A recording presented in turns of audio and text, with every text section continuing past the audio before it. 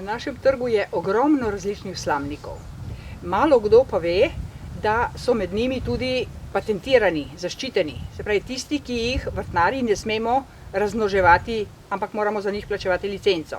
Imamo pa seveda tudi veliko takšnih sort, ki jih lahko razmnožujemo iz semena. Tiste pa brez skrbi lahko razmnožujemo po mili volji. Ampak tako med enimi in drugimi imamo zelo veliko različnih lastnosti teh ameriških slamnikov. Recimo, to je eden izmed sejančkov. V naravi je precej višji, kot je zdaj v lončku, seveda. V lončku je lačen, nima dosti hrane, včasih trpi sušo in tako dalje. Nikoli se rastlina v lončku ne more razviti do polne velikosti. Se pravi, v naravi bo visok do metra. Tale je iz semena vzgojen.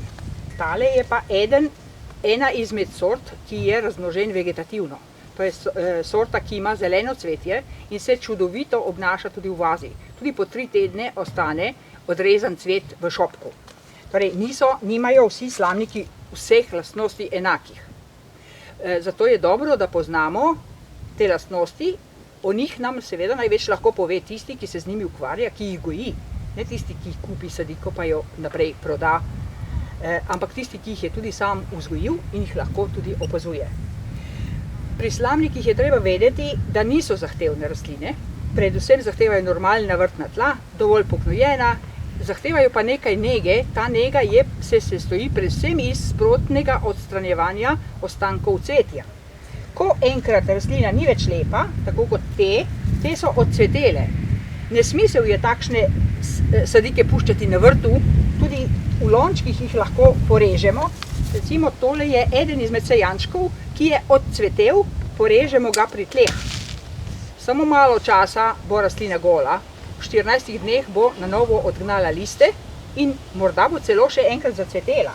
Se pravi, na vrtu to enostavno porežemo pri tleh, ostanke cvetja, grdo listje in na ta način poskrbimo, da bo gredica delovala urejeno. Nič nam ne pomaga imeti na vrtu lepe rastline, če so lepe samo takrat, ko cvetijo, potem jih pa zanemarimo in jih ne negujemo. Se pravi, pri trajnicah je zelo pomembno, da sproti odstranjujemo odcvetele cvetove. Ni potrebno vsak cvet posebej, ampak cvetna stebla.